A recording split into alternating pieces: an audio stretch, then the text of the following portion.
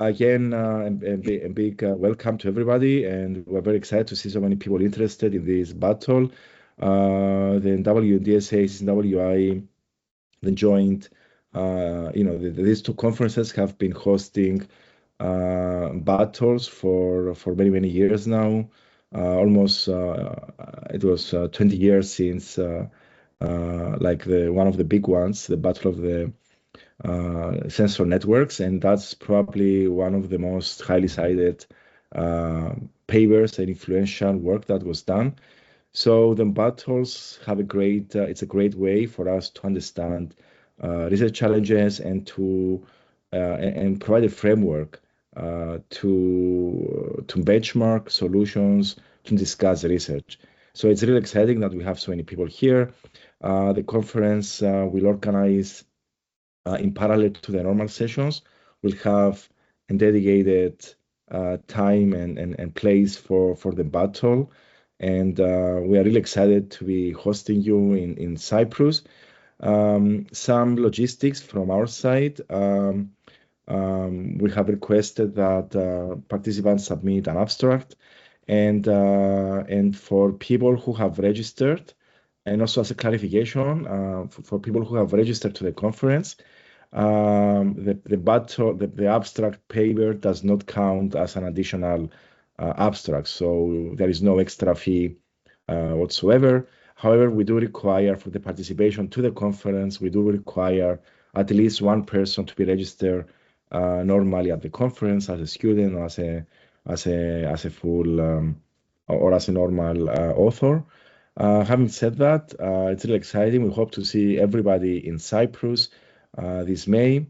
And I now give the floor back to Dennis for this interesting overview of the competition. Yeah, thanks, Dimitri, for the introduction. Indeed, I think we got already the first point of the agenda. More or less, this is what we're going to talk about today. The whole goal of this webinar is a bit to get to know you guys and see what's the sentiment about the competition, clarify what are the parts that you would like to know more about, the parts that are still a bit fuzzy and we need to describe better, and see a bit what is the feedback from you. So a bit of introduction also on what are the motivations behind why we did this competition and why we structured it like that. I think everyone has these questions, why? And then a bit more about how to use the evaluator and what's going to be, when it's going to be released and why we intend to do it. And at the end, we left more or less 30 minutes, but could be even a bit more about Q&A if you have questions. I hope you guys prepared stuff. And yeah, and whatever we cannot discuss today in this hour, a bit less maybe than an hour, you can always open a discussion on GitHub. I saw that also yesterday someone asked new questions, or send an email to the Battle of Water Futures, and then we're going to reply to you with more details. So starting why we focused on a national water grid, because we wanted a challenge that had something to do with the lifetime of these infrastructures. As you know, pipes, especially for the water networks, gets replaced very rarely. It takes many years before they get completely overhaul the system. So it spans centuries, the whole planning of the system. And things change so quickly and so much in 50 years even, that is very challenging to predict all of this. So to make it something that works very well with these deep uncertainties, we try to put both engineering and policy making aspects into this battle. Also because this whole competition is funded by this Water Futures project, this European project that focuses on these aspects. And some of our partners are also working more on this policy making or the economic side, but also we have people working on AI. And so it's a whole blend of studies come together. We took the Netherlands because we knew that especially with data was kind of a problematic to find everyone, like enough information. It's difficult for water utilities to give us, to give information such a detail that we could make a long-term planning, because these are really important decisions that the water utilities want to make. So it's difficult to give out this data. So we take the Netherlands has so much data on the web that we can find, and we synthetically generated everything that you get. If it's not synthetically generated, it's taken directly from some data sources with some licenses that can allow us to share the data. So there is also this question that since the data is synthetic, there may be some mismatch in the data. Not everything runs smoothly. Sometimes it doesn't feel like it's the right decision, but there are a lot of assumptions to fill the gaps. And this is also why we have all these Zenodo versions and of the battle. We're trying to keep a structure so that you don't get lost between what changed with one version and the other. Everything is recorded nicely in Zenodo. It's easy to go from one version to the other and seeing the change of what changed. So keep an eye on those parts because it may be that they still keep changing and based on your feedback. So what was our idea is going to be a very complex system with a lot of utilities, a lot of nodes, a lot of pipes and connections. So ideally, we don't want you to use brute force optimization. That was one of the main ideas. We want you to think of clever ways to summarize this complexity. Also, it's going to be something in stages. So we thought about a 75 years stage, like planning horizon with 3 stages of 25 years, that together with the 25 years of historical data give us a whole century, which is quite interesting. And the fact that we're going to do it in 3 stages gives you, not us, gives you the possibility to adapt your strategy based on the observations, which is something that was lacking in the literature. Finally, the fact that we're going to provide an evaluator doesn't mean we're giving you the model of the system, a simulation model. In reality, it's complex to model the whole system, especially the trade-offs between the objectives. And this is where we want to see you making your own choices. We want to see some teams that decided to go very detailed on the hydraulics, and we want to see teams that went the opposite way and did the high-level decisions. So that to get an understanding and a nice comparison of the strategies. So we're going to provide the evaluator, but it's not to be intended as something that you plug into your model and just run it like that. So another reason for behind creating this evaluator, because in our context we always use IPANET, but IPANET is limited to representing hydraulic networks, and it cannot represent this whole complexity of the long-term policy making. And on top of this, we wanted to have something about the dynamic models for the whole exogenous drivers that are behind some of the uncertainties. And so to blend all of this, we decided to come up with this evaluator. And for the evaluator to run, there are a set of files that is what is being given in the data folder, and I guess that all of you have been looking at. And there are 3 main types of file. The master plan, which is the file, the template that you need to fill to describe the interventions and policies for that given stage. You can also fill it for further stages, but it will evaluate it only in the first stage.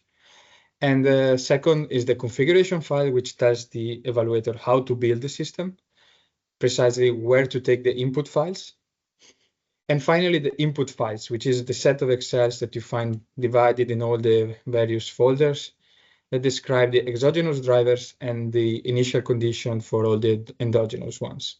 So those that depends on the other ones. And the evaluator goals were indeed to have you test the solutions. So you don't just have the template to fill, but you can also see that it actually works so that you don't have to worry that your submission doesn't work. We're also going to use the same evaluator in an automated process to evaluate the solutions. So it's going to be an automatic process, hopefully with minimum effort from us. And finally, because once you get the new information about the new stage, we would like you to do some sensitivity analysis or using the evaluator to understand what you could have done differently, what happened with that solution. So actually adapt your methodology and your solutions to the new information that is coming. So one thing is that at every stage you will get new input files, and then the configuration file will simply change the name of the file to which it is pointing. So if at this stage you're using the sources static properties file, in the second stage, there's going to be a second file called source static properties stage 2, and the configuration will point at that file. I hope that this whole system is clear. We also added a bit more information on the appendix about this. So if you want to go back and look at more details are in that part of the paper. Finally, just quickly about a few examples and documentation. We don't have the manpower and the time right now to write an extensive API documentation for this. So we're just going to provide a few examples. But at the end of the day, what you're going to do is this function here in the right. It's going to be like a small executable, a small function that even if you're not a Python user, you can use. So you're going to simulate the system with that configuration file and with that master plan file.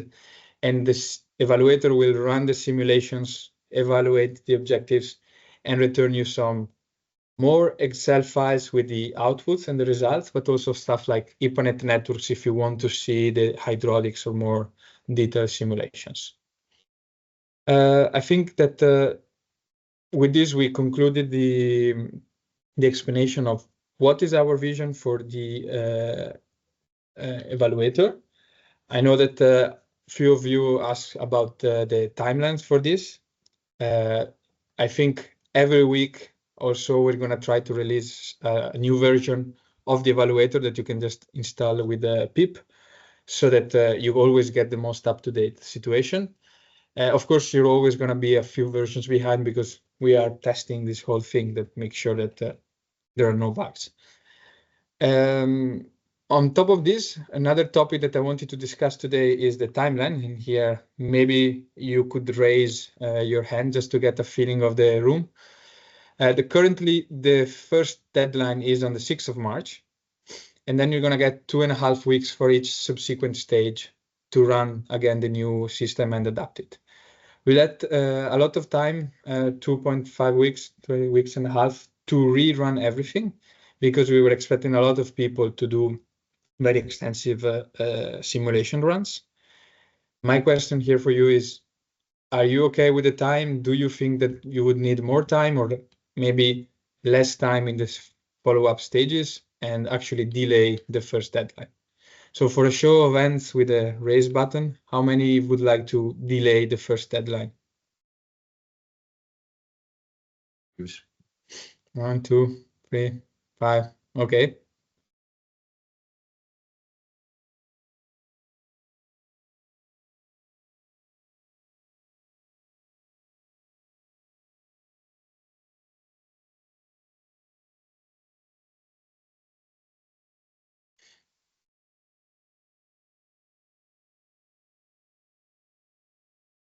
Okay, I see. Perfect. Yeah, seems clear to me there. Almost half of you, if not 75% of you, would like to extend a bit more.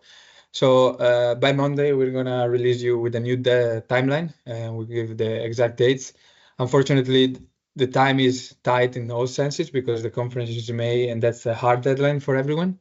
But by Monday, we're going to release you also the new dates. I hope this will accommodate everyone and yeah, we can talk about it. So I think this is closed. Next point, it's going to be the Q&A. So we already have a few questions that were placed on GitHub already. So I think we can go through one by one and discussing. Once we close this one, we can move to the questions. So if you can put down your hands right now, and then after we finish here, you can raise it again to get in the queue. So one of the biggest and most important questions was if we can control pumps. In our mind, that would be extremely interesting to see what's the impact of the short-term operations on the long-term planning. Is actually what I am investigating in my PhD. So for me, this would be the most interesting thing.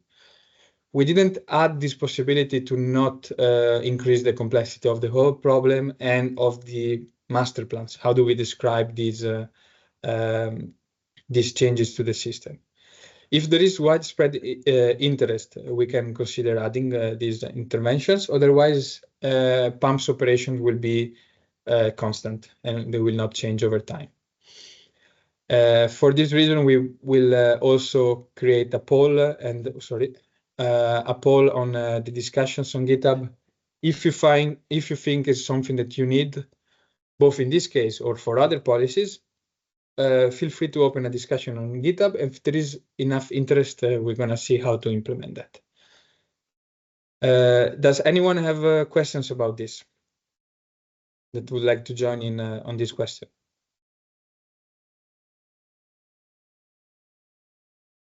Yeah, Gal, see you hand. Welcome. Yeah. So does it mean that for 24 hours all pumps are on? Not all pumps. Would be a number of pumps enough to fill the demand. Yeah, but mostly yes. Like you can imagine, like all the pumps are running full time, something like this. Currently, when we do our simulations and in our historical, everything is running because we do at peak mostly. Okay, thank you. Yeah. The possibility could be that either we allow you to put the Eponet rules in the master plan, or you need to provide a pattern for each pumping station. In any case, I wouldn't go to things like controlling the exact velocity of the pumps. It would always be on-off. So in a station, you have 6 pumps installed currently. At most, what we can allow you to do is run 5 pumps instead of 6 to get to a more efficient point. So is it 2-hour decision or not? I'm not sure. No, currently it's not. Okay. If more people want to be a decision, it could be. Okay, thank you. Yeah, welcome.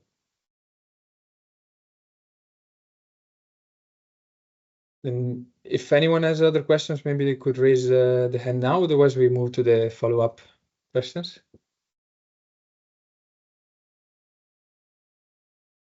No, okay. Few questions came about the municipalities clustering. So there's quite a bit difficulties related to this. Mostly were for us on the retrieving all this data from the Bureau of Statistics, the Dutch Bureau of Statistics. Basically, what is happening here in the Netherlands is that sometimes municipalities get clustered together to create a new municipality with a new city center. And this was a big topic in the latest elections here, because there are no houses. We are struggling with a big housing crisis. So one of the ideas is to build, and the party that won these elections said 10 new cities. And this is what you can imagine happening in that battle. For the next stages, it's not happening like it happened between the 2000 and 2024. But there is this small chance that in the next stages, municipalities will cluster together when a new city center happens.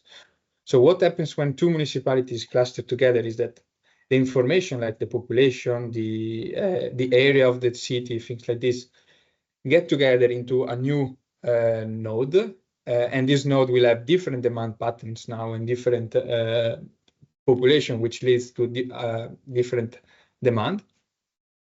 And this is the main change that you can see. Anything else is still the same behind the scenes. Like if you were giving 20% to a given municipality, and that for the non-revenue water, and that municipality becomes part of another municipality, that money gets transferred. Like that's not gonna affect in any way that one. It won't happen as much as I said it was happening in the historical period, but is a possibility that we want to keep open for the future stages. You cannot do it. It's not an intervention that you can do it. It's something that happens exogenously.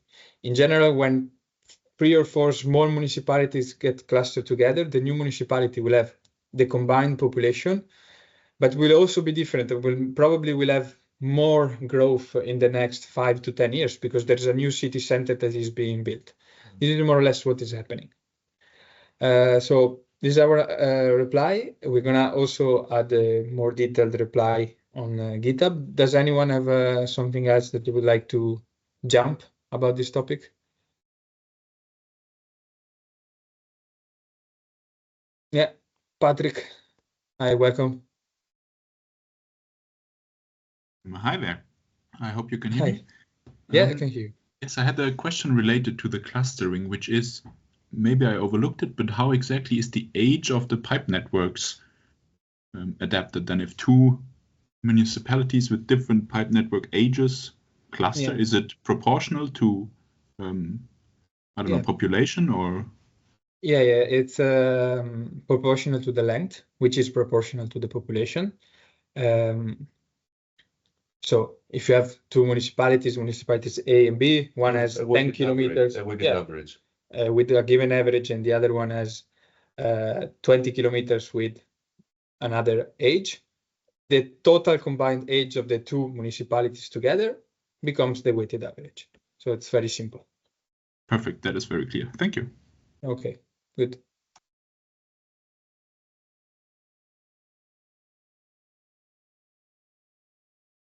In the same way that, for example, now that I'm thinking population gets summed together, everything works in the same way. So if it is relative, it gets the weighted average. Okay, so talking about the national budget, you could think it in this way. If now me, Christos, were here, we could be the water utility managers, and we are at the point where we're making the master plan for the next 25 years. And it's now that we are committing ourselves to that national budget. And we're going to say in the next 25 years, the nation is going to spend this much money in water infrastructure. So this is how you have to see the national budget. However, even if you say, oh, we're going to spend 80 billion euro, that budget is going to be allocated year by year. It's not like it's going to be 80 billion right now, and then what you don't spend is going to sit in the bank.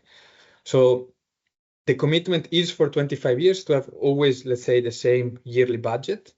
The only thing that we can do is at most adjust it with the so-called expected inflation, something like the BCE target. So every year is a little bit more because we know that inflation generally grows the prices. But yeah, at the end of the day, it's going to be the same amount every year.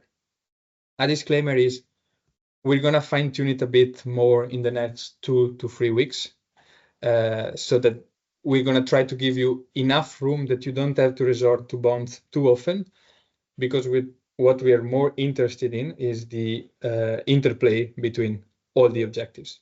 So we don't want to constrain you too much on the economic side. In general, if you want to see how much was spent, more or less, it's going to be around €1 billion. That is the number that we put in the settings. And you can expect that number to be the reference. And on the VEWIN report, is one of the data that we uploaded in the previous versions. There is a report where there is also all the infrastructure investment that was done in the Netherlands since the 90s, I guess. And that can help you, giving you a bit of idea. But also there are the water prices and there are other informations that can help you understand what will be the parameters of these things. Does anyone need extra clarification on this parameter? We're going to try to provide a bit more information about this on the next release.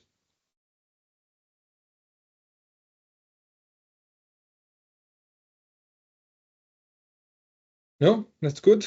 Then if you have different questions that we didn't address here, I think we can address them now. You can raise your hand and start asking. Thank you.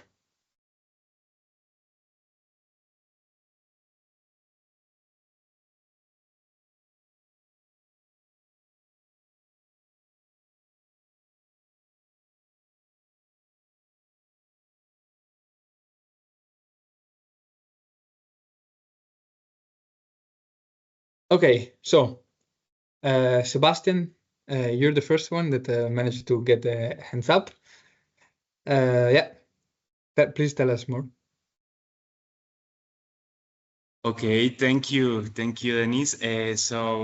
My question is about the brute force optimization because we talked about use reinforcement and learning, but first of all, we talked in use for example distributed optimization. I don't know if this count as brute force optimization. No, what I mean with brute force optimization is literally one big decision vector with all the possibilities and maybe doing it with a bit of Monte Carlo simulations with all possible future scenarios, because this is not feasible.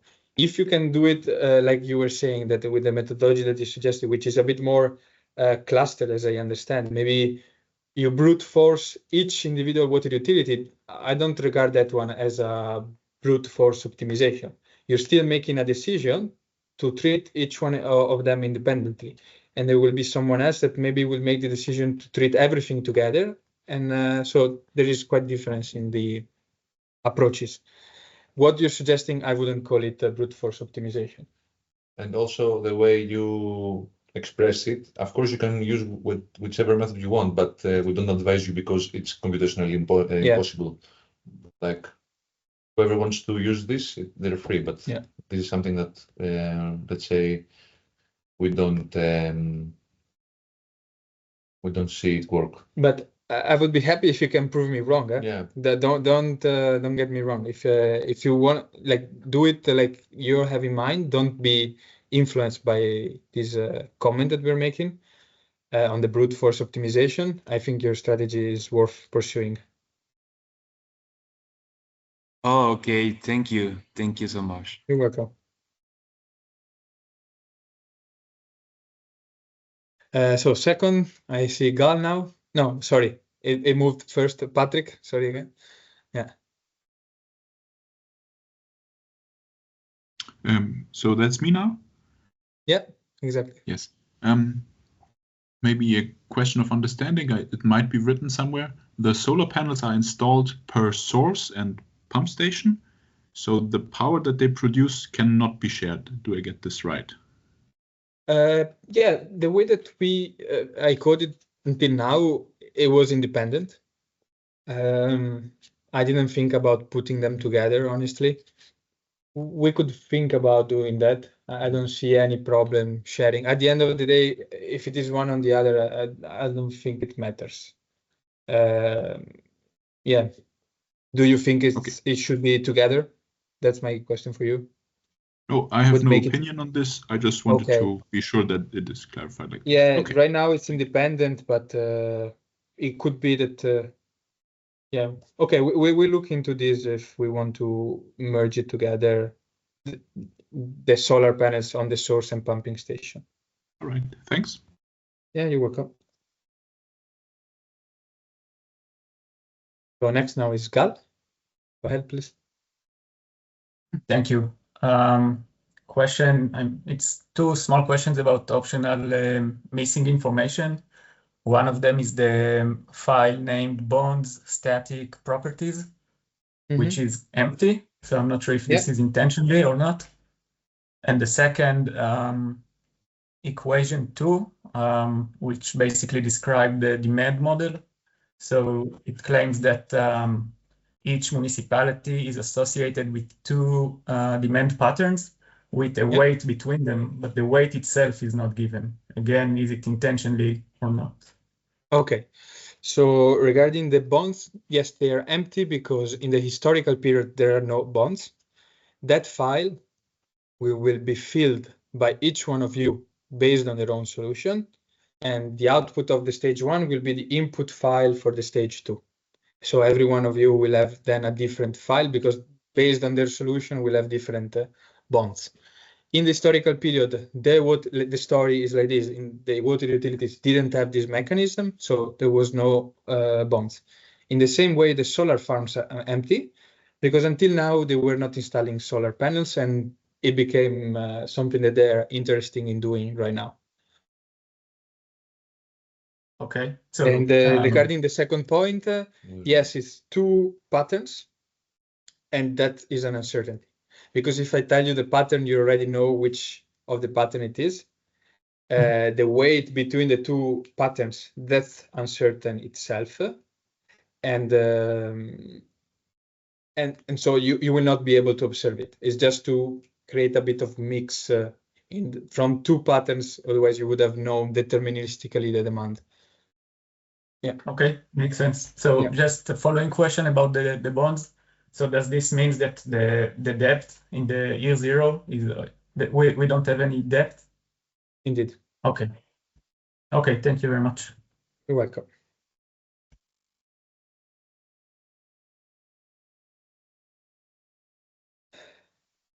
Now I think Jonathan. Yes, thank you. Thank you very much for also the introduction and presenting the better. I have a add-on question to what was just asked regarding the debt, and that is there are 2 factors in those debt equations. One of them is the sensitivity to investor demand. This alpha there, I didn't find any information how that is like distributed, or if there are any values that we can assume there. And then the second thing is the maturities. Do we just assume that it's like 10-year government bonds, or is there like a specific maturity structure that we should be aware of? Okay. So the sensitivity is one exogenous input file. So you'll find in the Excel files in the economy. Okay. And is a probability between around 1. Is a bit less 1 and a bit above 1. It's not something that you're going to see before. It's something that you're going to see later. We're going to generate it independently and plug it in for the next stage. Can you open Christos, sorry, the Excel file, and I tell you exactly the name because I don't remember it. The master plan, you mean, right? Yeah, in the files. Yeah. In the meanwhile, while Christos opens the file and tell you the exact name, maturity is 25 years. Okay. For all of them is fixed like the stage. But if you open it on year 5, maturity is still 25, which means that you're going to have it also in the second stage and the stage after. Okay. Thank you. You're welcome. The economy. Okay. You don't have it. Precaution, yeah. Economy. Is the no. Yeah, so in the economy file is called investor demand. Is roughly a value around 1, so there you can see the interest. I hope that was okay. If we can find it. Yeah. Yeah, the investor demand, but there's in the equation there, if I remember correctly, is a variable alpha, which is like the sensitivity to investor demand. Okay. Yes. Okay. So I wrote it wrong. That's the sensitivity to investor demand. Yes. So the parameter that is in the economy file is that sensitivity. Okay. Sorry. The parameter sensitivity is. I need to check and I'll go back to you, but I think it's 1. Okay. Thank you very much. Yeah. Sorry. Now I understand which parameter you mean. Okay. Thank you. You're welcome. Sorry. Next one. I still have Patrick, but Patrick asked a question before, so I think he didn't raise the hand. Ormsby. I hope I'm saying your name right. Ormsby. Yeah.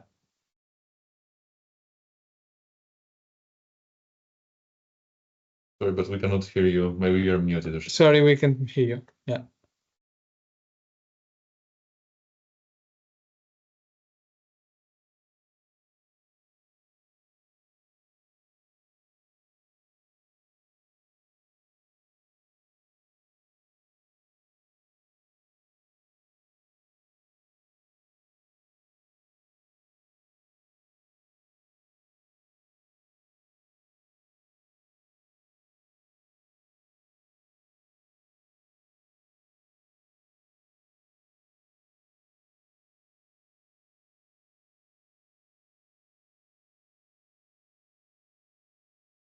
Okay, so why he solves the problem, we can go to the next one.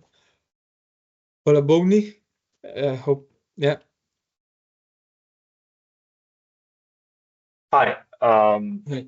So I would like to ask about the EPNet networks and the networks Yeah. provided.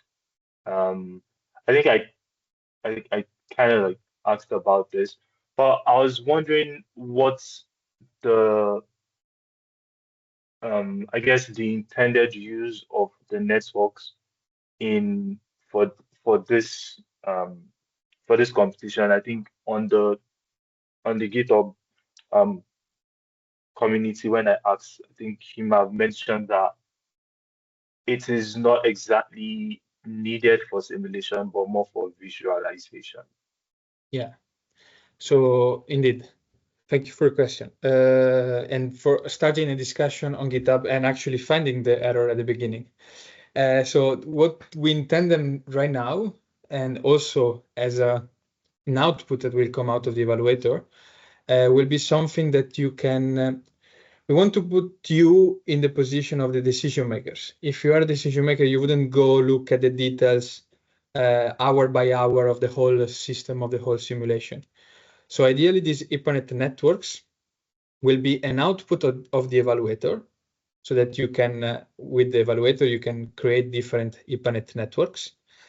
Hello? And Hello. hello, yeah. Sorry, who's speaking? Oh, I'm sorry. Yeah. Okay. 1 second. I finish the question and then we come Sure, back. sure. Yeah.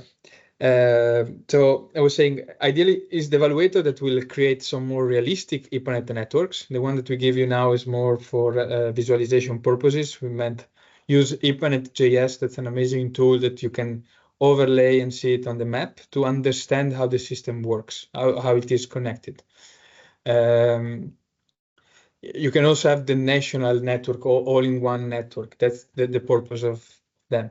Ideally, the evaluator will output only, for example, the classic week or the average week of that given year. It won't give you an EPANET file that you can run for the whole year and get an exact simulation, because it's not the type of detailed information that a utility would like to. If you would like to have that information, then it's going to be something that you build in your own model. You are free to take the evaluator and only import the functions that you need and create your own network. But ideally, it won't be something like that. Does this answer your questions? Yeah. So just to confirm again, the networks are not needed for like simulation during the development phase, but then you would use it in the evaluator itself for evaluating solutions. Yes, indeed. Like few people, I can tell you already, submitted a solution where they don't intend to use EPANET at all. And they're going to have some more high-level discussion. Is there enough water? What does the supply match the demand? If you want to use them in your model for the optimization, you're free to do that, especially for sizing the pipes and things like this. I can expect that it's still useful. If you want to have them, that you wait for us giving them to you, you need to wait for the evaluator, which is going to come in a few weeks. Yeah. The ways you can start building them. Yeah. Thank you. Yeah, you're welcome. Okay, we're going back to Ormsby. I think you solved the... I hope so. Can you hear me, Dennis? Yes, we can hear you. Okay, Perfect. great. Let's go. Just wanted to first compliment you all on an incredibly complicated problem. I just wonder, I'm still struggling trying to kind of orient all these different pieces. Have you all thought about having some type of simple flow chart that might kind of show how these files are kind of fitting together and going into the evaluator and so on? It's a little unclear trying to read through the narrative to put all that together. I mean, that can be done obviously, but that would be something that would be useful, I thought. First thing. Second thing, just to clarify then, when we're putting in a solution to the evaluator, it's evaluating the entire system for a year. Is that correct? For the whole stage, 25. So it's going to do it. It'll do it simultaneously or continuously for the entire 25-year period. Yes. Of the setting files, the configuration files allow you to change the time and maybe do 24, 5 years, 10 years. That should be allowed. Yeah.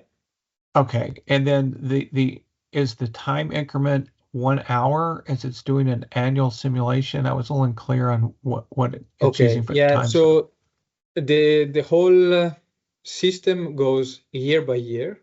Right. So you can implement interventions, policies. All these things happen at the yearly time step. Right. So let's say the action time step is 1 year. Okay. The hydraulic simulations and the demands and non-revenue water are generated at the hourly simulation. Okay. So we create one long simulation for the whole year, one to test the variability of the network under different weeks. I don't think we're going to simulate under all 52 weeks. It's going to be probably a sample of the weeks for each season, things like this, just because otherwise you lose the computational time. Right. But in the evaluator, finally, we would like to have the whole 52 weeks, so that is, we test the solution also under variability, not only under uncertainty. Okay. So when you input your file for the first stage, you're just inputting one file and then it's going to be run for 25 years using all those policies, or do you update it every year? That was a little confusing. No, for the whole, so the exogenous drivers are already written down for the whole 25 years. So you can skip ahead on any year. For the endogenous drivers, let's say the average network of the municipality, that is an endogenous driver because it depends on the starting condition of the network in the year where you start the simulation, let's say year 2000, but it also depends in the future on what's going to be your own interventions in year 2001, 2002, and so on. So for those variables, you have the starting point, and then the evaluator itself will create the value for each year. So if you start in 2000, you want to simulate until 2005, you can stop before. So you can stop in 2001, 2002, and so on. But to create the new values, you always need to run the previous years, unless you add yourself a value in the future. Right. I guess just to clarify then, so when we put a file into the evaluator, that basically has a set of decisions or levers, and then that's done once, and then the evaluator takes it from there and runs the whole 25 years. Is that correct? Yeah. Yeah, because imagine we want to see something in 2005, if we start in the stage in 2000. Well, the state that you get in 2005 depends on what were your interventions and from 2000 to 2005. So the only way that we have to do that is actually starting in 2000 and do it year by year, one after the other, to get what is changing. Right, but we're not changing things each year. We're not submitting new files. We're just one file at the beginning of the 25 years, and it does. We have to build in all of our interventions over the next 25 years, and that single file, correct? Yes, but you can create multiple files. For example, for the exogenous drivers, things, for example, inflation. If you want to test your system under different inflation, you can create different files, inflation at 2%, inflation at 4, inflation at 6. Right. And then you switch between the files on the configuration. And in this way, you simulate the system under different scenarios. Gotcha. And the same with the master plan. You can create 10 master plans. Now, at the end of the 25 years, you all are going to tell us what actually happened over those 25 years. Exactly. And then we can see actually how our solution would have worked given the reality of that period, right? Exactly. Yeah. And then at that, we can, based on those evaluation of those results, that might affect how we then set up our new decision variables for the next 25 years. Indeed. Exactly. Yeah. Okay, good. I just wanted to clarify that. But yeah, but a little bit of a flow chart would be helpful. Maybe I'm just okay. The flowchart, would you prefer it to be about how the various components interact with each other? Potentially, or more just on a global scale, what files are going into the evaluator, what all the other different file structures set up. Okay. I'm maybe just a little old school, I think, visually. So okay. Trying to digest all that narrative and then generate a flowchart on your own is a little tedious, given the time frame we have. All right. Okay. Thank you for your question. I see we're running short on time. Next one, Elizabeth.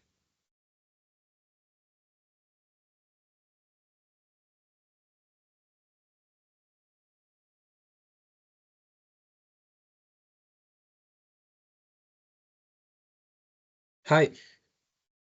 Welcome. No, we cannot hear you as well.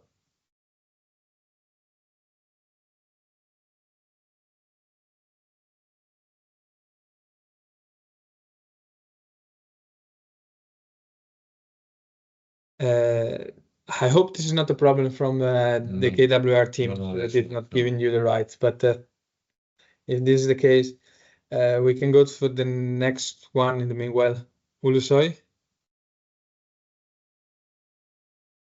Then we're gonna come back to you, Elizabeth.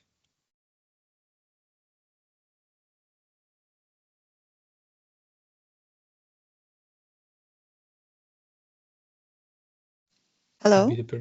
Hello. Hi. Oh, great. Thank you. Thanks for the overview. I just wanted to ask a question about source availability and capacity in general.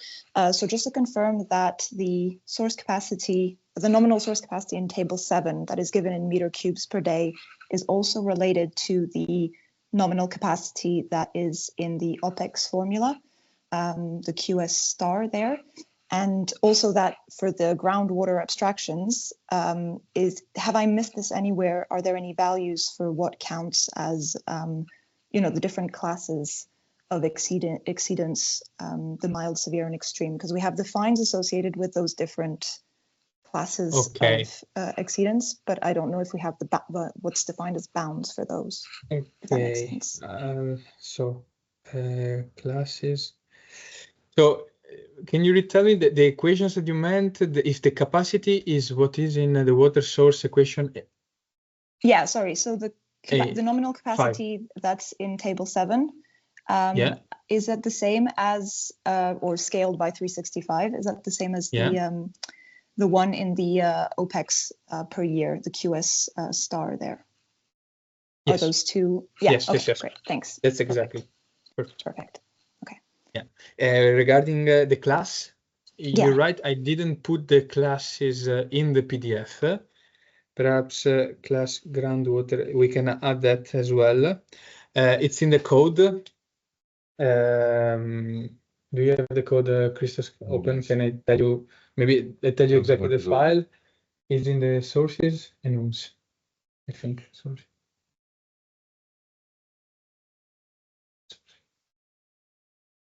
Yeah, it should be in the sources enums. The severity, the various levels, if I remember correctly. Yes, it's a source enums. There is a groundwater permitted deviation class. And that tells you. Thank you. So correctly, it's compliant, mild, severe, and extreme. And the bounds are okay, but we're gonna add it in the PDF as well. Okay, great. Thank you. Yeah. You're welcome. Can you hear me now? Yeah. Yes, you can. Yeah. Okay. It was a problem with the earphones. Okay, no problem. Then I think it's more conceptual, these steps that I have, because we have a lot of information and it is really open. And I want to know how much information is going to be provided because you're considering a lot of uncertainty. And then I'm going to talk about example in a specific. You said something about population. It can grow up instantly in 1 year for immigration, but it can happen the opposite. You can have a lot of people going out. Yeah. We can consider, for example, this in this 75 period.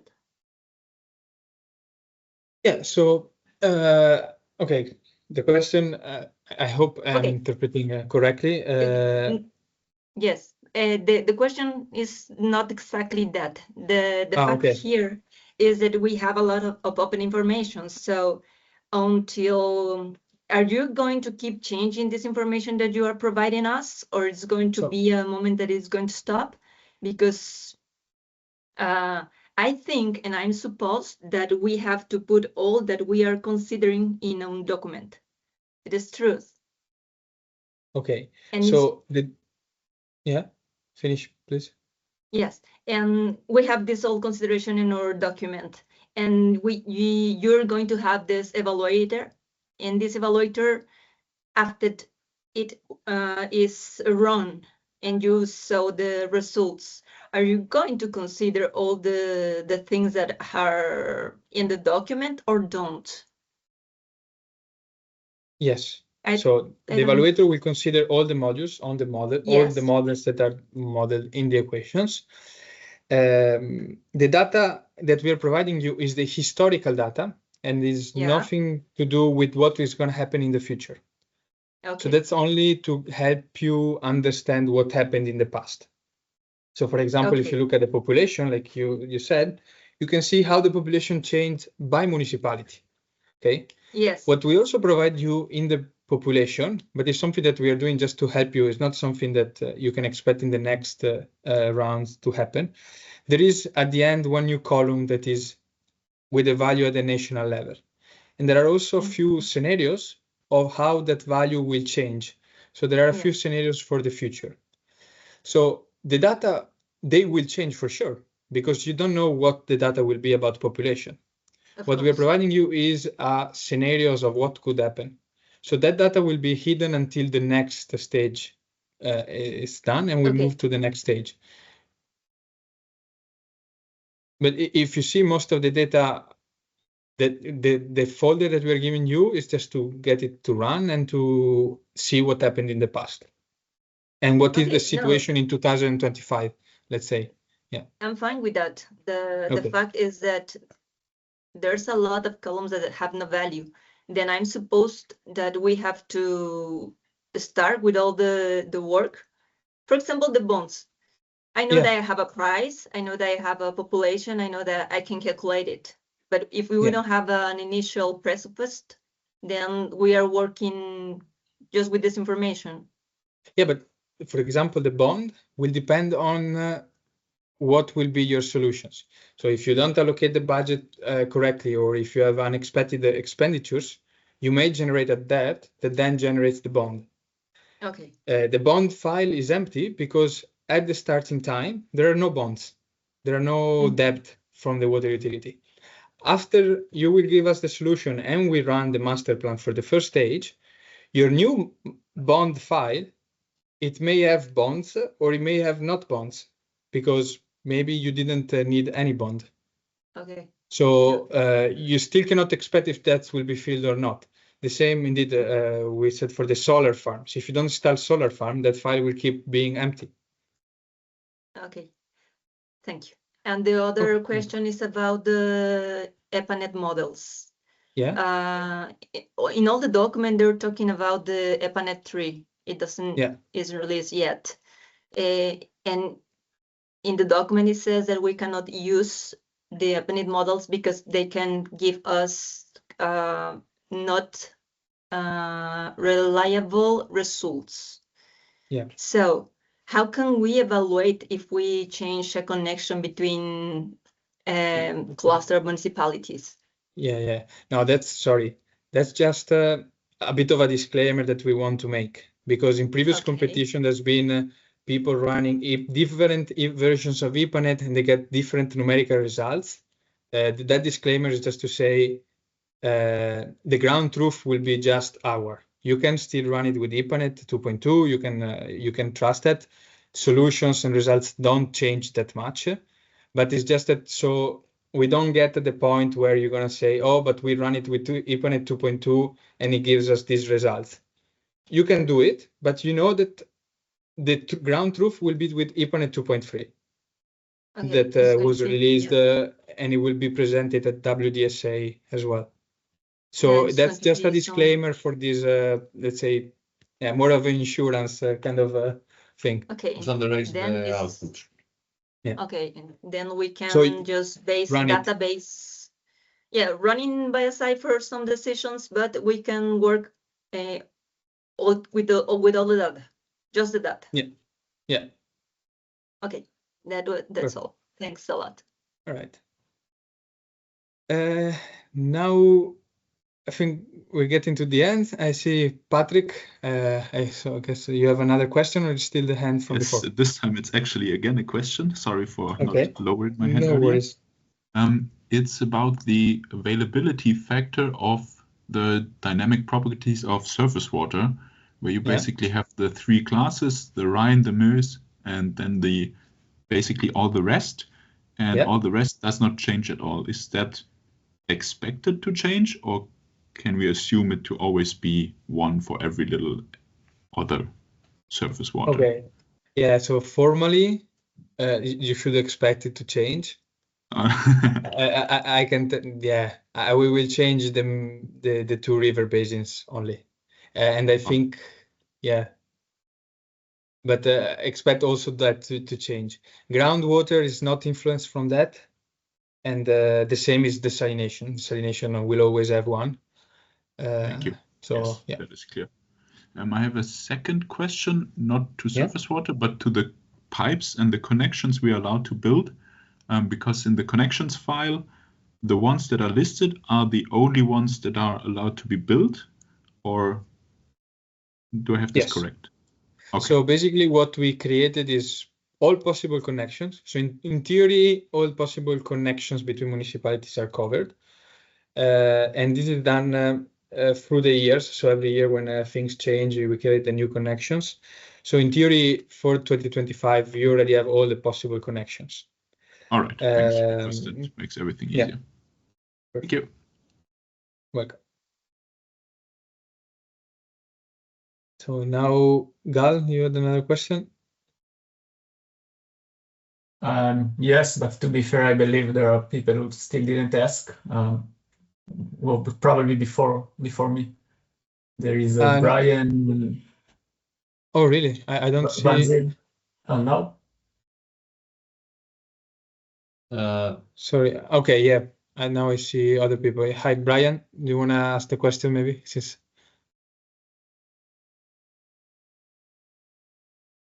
Yes, I have the question. It's about the clustering municipalities.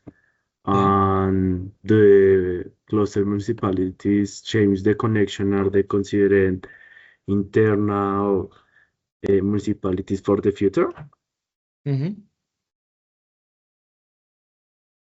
Yeah, so when the municipality closes, that connection kind of disappears from the model. So you don't have to worry for the connection to be replaced, for example, because the pipe reaches the end of age. So it literally gets hidden from the system. However, if the municipality gets closed and it moves to another municipality, the new municipality acquires the old connection. So it's still fed from the old connection. So if we had municipality A that was connected through connection 1, when municipality A will become municipality B will still have connection 1. Okay. The question is when the cluster does the demand remain hydraulically distributed across the existing network, or is relocated in the single new demand? It is relocated in the single new demand. So if you see in the column destination municipality, there is this one-on-one. If one municipality moves to one municipality, it's going to be 100% to that municipality, all the population, all the houses, all the information. If there are a few, it gets distributed a bit more locally. Yeah. Okay, thank you. All right. You're welcome. SP, I don't know if there's the name. That's what I can see, Vanzil.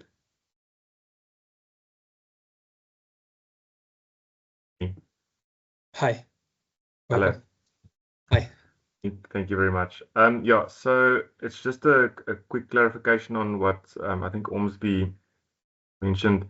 So when we submit files, those files contain policies which apply for the first stage, which is 25 years, and you then run those files per year for 25 years, and at the end of the stage, or at the end of 25 years, there will be results from those 25 years and what the policies applied, and then do you then provide that 25 years that's passed? Do you provide the results from that? Then we then again base our following stage on that. Is that how it works? Yes, exactly like that. Yeah. All right. So basically, yeah. So if there's like a change within the 25 years, that is just your prerogative, and that's where the policies should take that into account. But we can only change our policies at the end of a stage. Indeed. Okay. So you have to take a decision before. Things like population and other exogenous driver will change in the same way for everyone, for every participant. But yes, other files will be the result in the subsequent stage, will be the result of your policies and master plan in the previous stages. So everyone will have their own personalized file. Yeah, so then at the end, like you said, if you have debt, you'll have bonds and so forth. And then depending on your results, you need to adapt your policies to, let's say you accidentally went into a lot of debt, you need to take that into account for the next stage. Exactly. Where other team might be in a better position after stage one, and yeah, okay. Yeah. Okay, perfect. Thank you. Yeah, you're welcome. Hola, Wubunmi. We can go back to you. Then maybe we can go to Gal. So I want to ask a little bit more about the data. So I see that for some of the properties, the years are somewhat, I guess, not so consistent, or maybe the data are missing in between them. So for example, the electricity price data has, I think, data for 2001 and then maybe 2015 next. And I think there are a few other data sets like that. Is this also expected? Like, is this deliberate, or is there an approach particularly you expect us to use this type of data? So I'm not sure I understand exactly what you mean. Like the electricity price, for example, you have the historical data from 2000 and 2024. What is that is not clear with that file? So the data I have just has data for 2001 and 2015. Then from 2015 to 2025. Hold on, let me put it up here. You're breaking a bit. I cannot hear you. Sorry. I said the data I was referring to has information for 2001. Then the next data starts from 2015 onwards. Okay. So in general, as a rule of thumb, if there is a gap, you can always think of the value before as being the same value. So you would fill forward the values. So we only report the values in the moment when they change. So until you report a new value is always the previous value. So a lot of information change year by year. Other informations, for example, the electricity price pattern changes every 6 months because during summer it has a different pattern than during winter. And this is how it works. So you get the data in the moment when it changes as a rule. Okay, is that clear? Yes, perfect. Okay, good. Gal? Yes, just referring to this question, is this rule of thumb apply for other data files as well, like demands or Yes, for all the files, you can expect that the value depends, it remains constant if it is an exogenous driver, so something that doesn't depend on everything. Everything that is a dynamic endogenous, so it depends on all the parameters, the only ground truth is going to be the evaluator. Okay, but my question was different. Are we allowed to have conditional policies, like because we're giving a policy for 25 years, so we want to say if a source, okay, this is something you thought about already. Okay, that's a dream. That's the dream. So I really appreciate this question. Is the format allowed? Yeah, so you're touching one of the nice points of what would be really nice to see in this battle. Not only adaptive policies in terms of like you adapt your policy after the 25 years, also a little bit more what dynamic adaptive policy pathways do. You get the moment when you need to implement a change, and that's the trigger that implements the change, not the year because it's the year. Yeah, but this would be, yeah. So this would be very nice to do, but I don't think we're gonna do it. Do you think you? I'm not sure. Are we allowed to do it, or you're not? Or you're still here to decide? It's not possible. It's not possible. How can I? It's difficult. It would require me to get Python code from you, or still to describe this trigger in some standardized way. A little bit like the Ethernet rules for the controls, right? I need a way to describe this trigger, and I don't think we can do that unless you want to talk in private and you have an idea of how to implement it. Let's say also quickly. I don't think. But maybe he can utilize the evaluator and see in which year this event triggers, and then you should implement it to the submission file. Something like that, yeah. I'm not sure I understand. I mean, we submit eventually a YAML file or two files. Yes, yeah, exactly. But we cannot include one file. Sorry, but we cannot include such a rule within the file. No, so it's not allowed for now. And maybe if I have an idea, I can propose. Yes, exactly. Okay, that's fair enough. Thanks. That was my last question. Yeah, no worries. That was a great question. Thanks, Gal. Sebastian? Yes, thanks. I have a question. Sorry, I cannot hear you very well. Can you hear me? Okay, better. I think you're closer to the mic. Okay. Yes, I have a question in the solar panels investment because we have the energy fee, but well, I thought in create a new metric such as levelized cost of energy to compare the feasibility of solar panels investment. But I don't know if this is possible, or we need to consider the investment in the final feasibility, economical feasibility of the solution.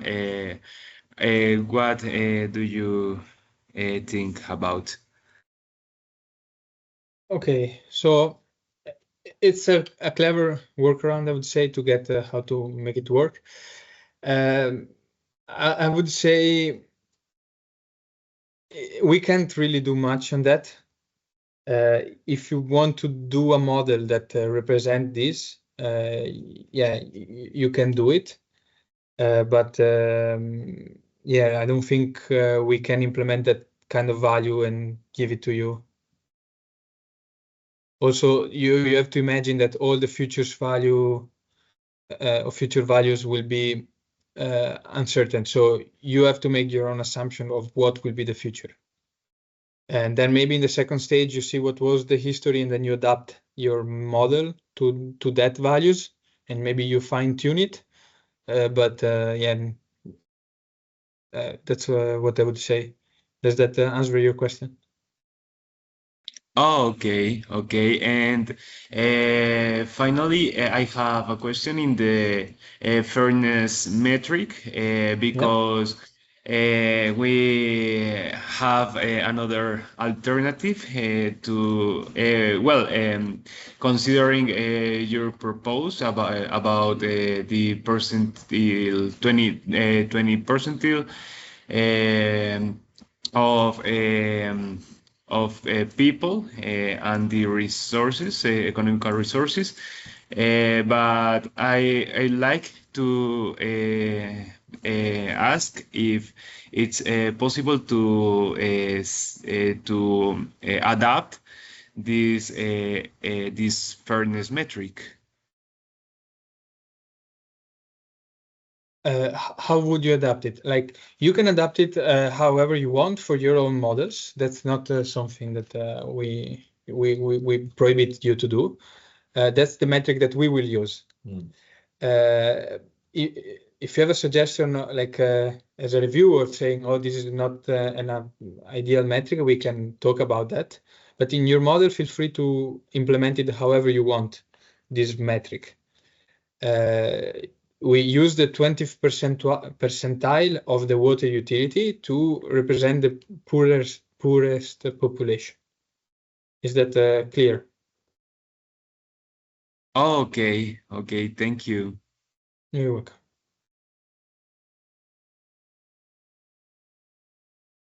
Then last question, then guys, is late. Please, Patrick. Thank you. Yeah.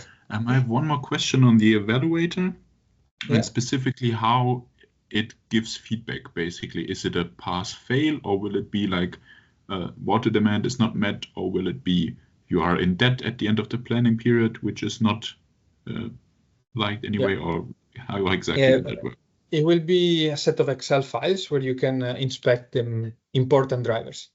So, for example, in terms of the debt, you would get out the bonds file with all the bonds that were issued. So you can see when and where. Yeah. All right. Thank you. So it is way more in detail than just a pass-fail. Thank you very much. Yes. Okay. 1 hour and a half. It was an interesting meeting. It was so nice to see this much interaction from everyone and this much interest. Really helped us, motivates us to get there. We're looking forward to meet all of you in Cyprus, and perhaps we can do this meeting one more time.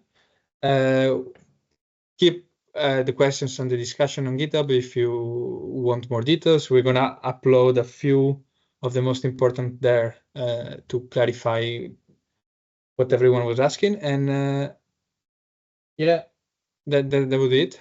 Patrick, I see you have the hand up again, or maybe it's...